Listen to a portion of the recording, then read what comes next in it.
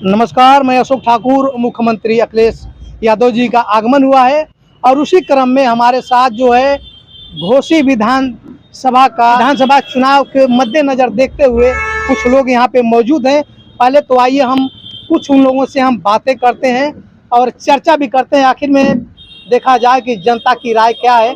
मेरा नाम हरीश चंद यादव, विधानसभा मधुबन से हम रहने वाले हैं और यहाँ पर हम लोग समाजवादी पार्टी के प्रत्याशी सुधाकर सिंह के पक्ष में प्रचार करने आए हुए हैं। समाजवादी पार्टी के राष्ट्रीय अध्यक्ष माननीय अखिलेश यादव का आगमन हुआ था और इस बापू इंटर कॉलेज के प्रांगण में लाखों की भीड़ ने आज यह दर्शा दिया कि समाजवादी पार्टी 50,000 से अधिक वोटों से यहाँ पर चुनाव जीतने जा रही है। सर, अभी आप कह रहे हैं 50,000 से जीत रही है, इधर जो प्रकाश राजभर दावा कर रहे हैं कि यहाँ पे राजभर हमारे मुट्ठी में है, चौहान हमारे मुट्ठी में है।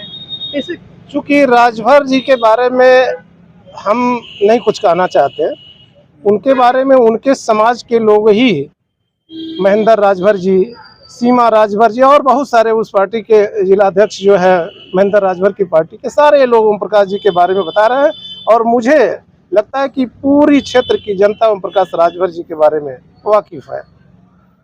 पर देखा जाए कि यहाँ पे बड़े बड़े स्टार प्रचारक जो है यह घोसी विधानसभा में चमकाने का काम कर रहे हैं। स्टार प्रचारक यहाँ वोट नहीं करेंगे, यहाँ वोट यहाँ की जनता करेगी और मुझे लगता है कि यहाँ की जनता स्वयं चुनाव लड़ रही है।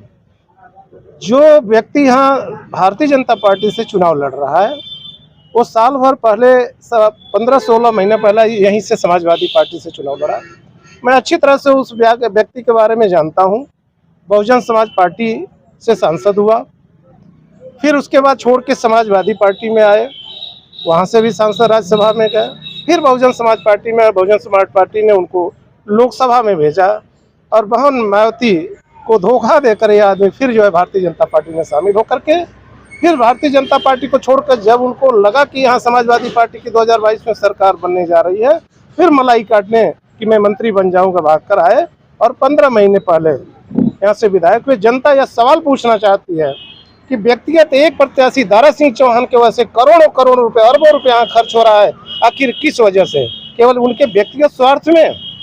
इसलिए जनता यहाँ की खुद निर्णय ले चुकी है कि दारा सिंह चौहान को निश्चित रूप से आने वाले 5 तारीख को वोट करके 8 तारीख को आजमगढ़ भेजने जा रही है। निरहुआ जी काफी प्रचार प्रसार में कर रहे हैं कि इस पारी जो है अभी का जो डिसीजन निकल जाएगा तो 2024 का मिशन हमारे हाथ में। निरहुआ अब अपने बारे में सोचें, आने वाले 2024 में निरहुआ का क्या होगा, निरहुआ का क्या होगा अब आने वाले 2024 में पता चलेगा कि निरहुआ का क्या होना है। यहाँ तो निरहुआ को वोट तो देना नहीं है। अरे ये लोग नाचने गाने वालों कुछ भी बोल करके और मनोरंजन कर सकते हैं, वोट नहीं दे दिलवा पाएंगे।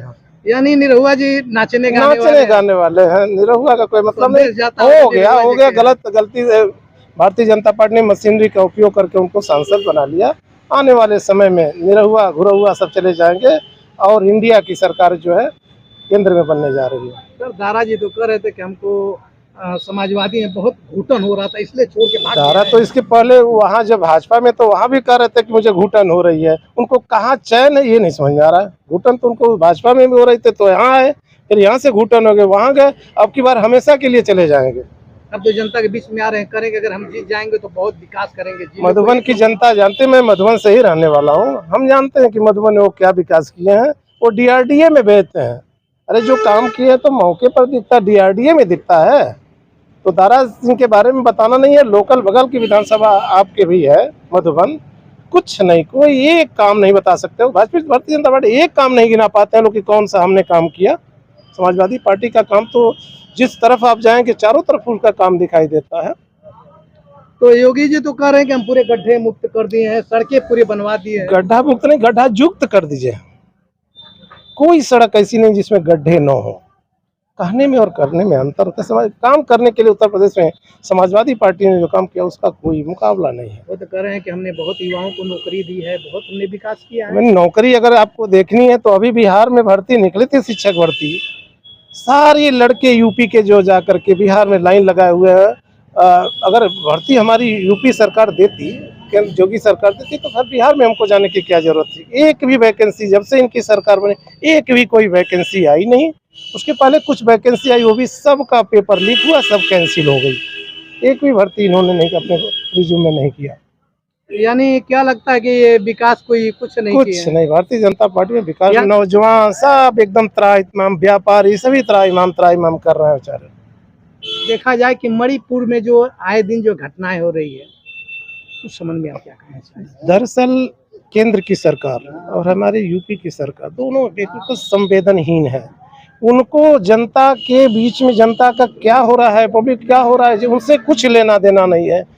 जिनके लोग न लइका चले द्वारिका, इन लोगों से क्या मतलब समाज से, जिनके न बीवी है न बच्चे हैं, ये लोग क्या दर्द समझेंगे जनता का और समाज का, पब्लिक का, हमारे और आपका।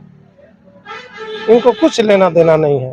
इनको किसी तरह से जनता को 5 किलो राशन दे करके किसी तरह से बेवकूफ़ बना करके जो है और वोट लेना है। वोट लेने के बाद जो है खूब मनमानी करनी है। गैस सिलेंडर की स्थिति आप देख रहे हैं, सारी कितनी महंगाई चरम पे है। टमाटर की स्थिति आपने देखा कि पूरे देश में हाहाकार मचा हुआ था। कहीं कुछ नहीं, केवल दिखावा है और छलावा है। नेता हैं खास तौर पर है कि महंगाई कुछ है ही नहीं है।